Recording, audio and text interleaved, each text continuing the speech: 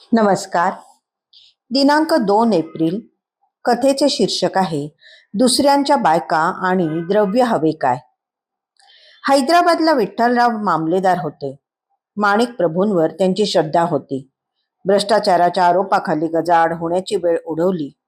माणिक प्रभूंकडे जावे तर वॉरंट निघून अटक होण्याची शक्यता होती, म्हणून अक्कलकोटास आले. पुजाऱ्यास उठवून हकीकत सांगत असता महाराज जागे झाले.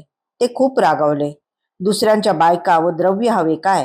तुझ्या बापाचे नोकर आहोत काय आम्ही? चालता हो, असे म्हणाले. पण शेवटी त्याचे अपराध माफ करून त्याला अभय दिले.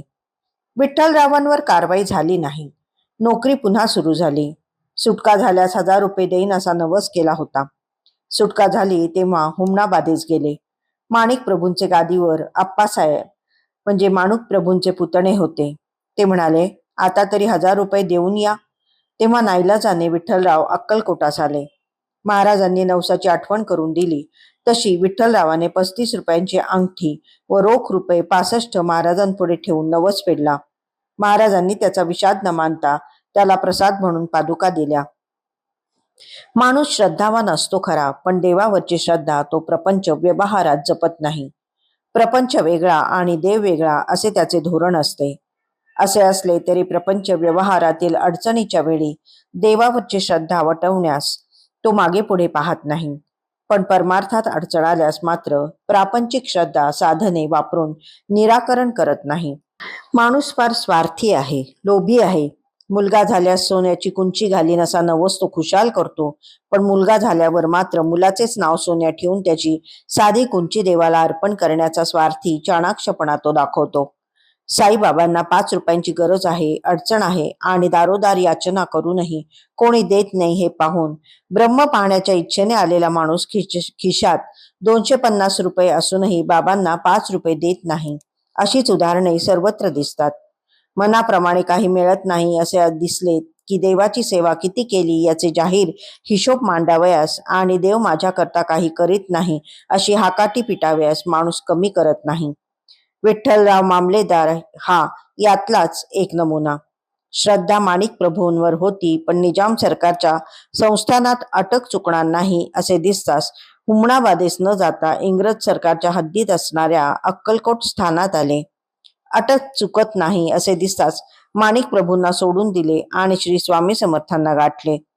अडचणीच्या वेळी श्रद्धा डगमगते ती अशी. मग हा देव तो देव करीत सगळीकडे भीक मागत फिरायचे हा माणसाचा स्वभाव देवाला नवीन नाही. मग का नाही देव रागवणार? महाराजांनी अभय दिल्यावर निर्दोष मुक्तता झाली, तेव्हा तरी नवस फेडण्यासाठी अक्कलकोटास यावे की नाही? पण तिथे न येता परत गेले माणिक प्रभूंकडे. आपण अक्कलकोटास जाऊन आलो हे माणिक प्रभूंना समजणार नाही असे त्यास वाटले. पण देव सगळीकडे सारखाच, स्थान परत्वे रूप वेगळे एवढेच. माणिक प्रभूंच्या गादीवर त्यांचे पुतणे आप्पासाहेब होते. त्यांनी विठ्ठलरावांचा मतलबी जाणपणा जाणला. आता तरी 1000 रुपये देऊन या, या एकाच वाक्याने त्यांनी विठ्ठलरावांना शाल जोडीतून आहेर दिला. नवसाची गोष्ट सांगितली नाही तर आप्पासाहेब महाराजांना कळणार नाही अशी विठ्ठलरावांना अटकळ होती. पण आप्पासाहेब महाराज ही श्रेष्ठ दर्जाचे सिद्ध पुरुष होते. विठ्ठलरावांचा कृतज्ञपणा त्यांनी लगेच उघड केला. आता नवस फेडणे चुकत नाही असे दिसताच विठ्ठलराव मामलेदार अक्कलकोटास आले. अशा कृतज्ञ माणसाला महाराज सोडतील? त्यांनीही नवसाच्या वाद्याची आठवण करून दिलीच. मग मात्र विठ्ठलरावाने हातातील 35 रुपयांची अंगठी व रोख रक्कम 65 असे मिळून 100 रुपये महाराजांपुढे ठेवले व नवस फेडला. 1000चा वायदा आणि 100चा फायदा तो असा.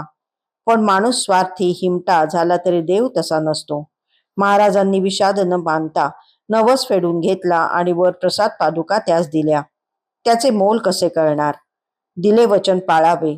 देवापाशी हिशोबीपणाने वागू नये. देवापाशी लपवाछपी चालत नाही असे अनेक संकेत या लीलेतून मिळतात. धन्यवाद.